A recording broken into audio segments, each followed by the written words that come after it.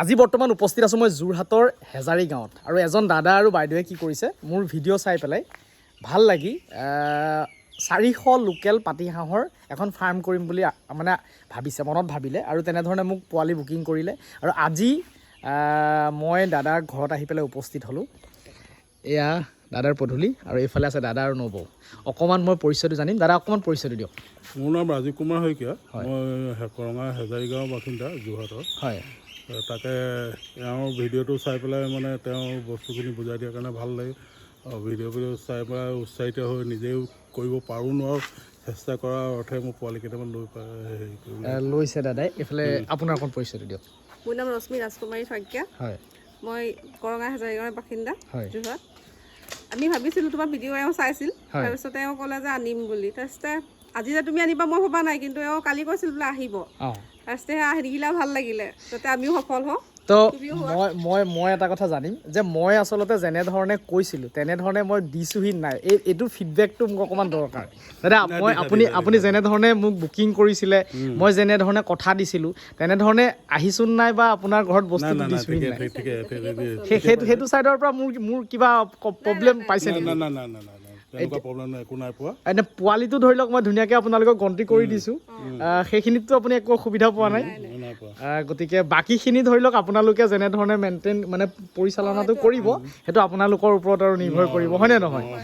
গতিকে ভাল লাগিল। দাদাৰ ঘৰ এয়া ফাৰ্মিং লাইনৰ লগত নতুনকৈ আৰম্ভ হ'ব বিচাৰিছে। মোৰ ফালৰ পৰা একদম শুভেচ্ছা থাকিলে, যাতে আপোনাৰ ধুনীয়াকৈ সফল হওক তাৰে কামনা কৰিছোঁ। সহায় কৰিব লাগিব। মইতো আছোঁ যিমান পাৰোঁ আচলতে, কাৰণ আমি নিজে এজন ডক্তৰ নহয়, আমি প্ৰেক্টিকেলি এখন কেনেধৰণে চলাব লাগে বা এই গোটেইখিনি কথাহে আমি অকণমান জনাব পাৰোঁ, কাৰণ ইয়াত এটা ভেটেনেৰি এটা ডাঙৰ এটা বিভাগ আছে গোটেই বস্তুটোত। গতিকে আপোনালোকৰ যদি কিবা অসুবিধা হয় প্ৰত্যেক জেগাতে এখন ভেটেনেৰি ধৰি লওক আছে, মানে তাতে অকণমান আপুনি হেল্প তেখেতসকলৰ ওচৰত যাব লাগিব। এইটো নহয় যে আজি মই পোৱালিকেইটা দিছোঁ মোৰ পৰাই যে 100% ইয়াৰ পৰা আপোনালোকে মানে হেৰি পাব, কাৰণ মেডিচিনৰ ক্ষেত্ৰত আমি নিজে এজন প্ৰেক্টিকেলি ডক্তৰ নহয়, সেইটো ভুল মানে কথাটো গম পাইছে না। মই সদায় প্ৰত্যেকজন পালকক এইটোৱে কওঁ যে আপোনালোকে এজন ডক্তৰৰ পৰামৰ্শত সদায় থাকিব, কাৰণ নতুন নতুন বেমাৰ আহি থাকে, নতুন নতুন ট্ৰিটমেণ্টৰ বস্তু আহি থাকে, সেইসকল ডক্তৰসকলেহে খুব ধুনীয়াকৈ জানে, হয়নে নহয়?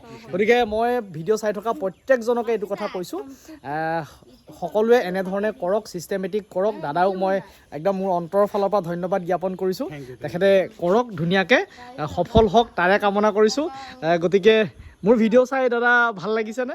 ভাল লাগিছে, তুমি বুজোৱা পদ্ধতিটো মোৰ ভাল লাগিছে, সেইকাৰণে তোমাৰ লগত যোগাযোগ কৰিলোঁ। হয়, বেলেগতকৈ অলপ গতানুগতিক বেলেগ দেখিলোঁ তোমাৰ ভিডিঅ'খিনিত। হয়, বিশেষকৈ জানিবলগীয়া 2-3টা কথা জানিলোঁ। হয়, সেইটো কাৰণে তোমাৰ লগত যোগাযোগ কৰিলোঁ। হয়, আৰু তোমাৰ পৰাও সুউত্তৰ পালোঁ, আৰু তুমিও তেনেকৈ আহি মোক দিলাহি, সেইটোৱে ভাল লাগিলে। হয়, তেনেকৈ ভৱিষ্যতলৈও যাতে তুমি তেনেকৈ মোক সুবিধাটো দিবা, সেইটোৱে ভাবিছোঁ।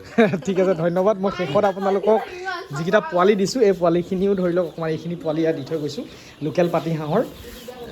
তো এইখিনি পোৱালি দাদাহঁতক বাকীখিনি মই মেনেজ কৰিবলৈ কৈছোঁ আৰু, গতিকে এয়া দিলোঁ। ধন্যবাদ।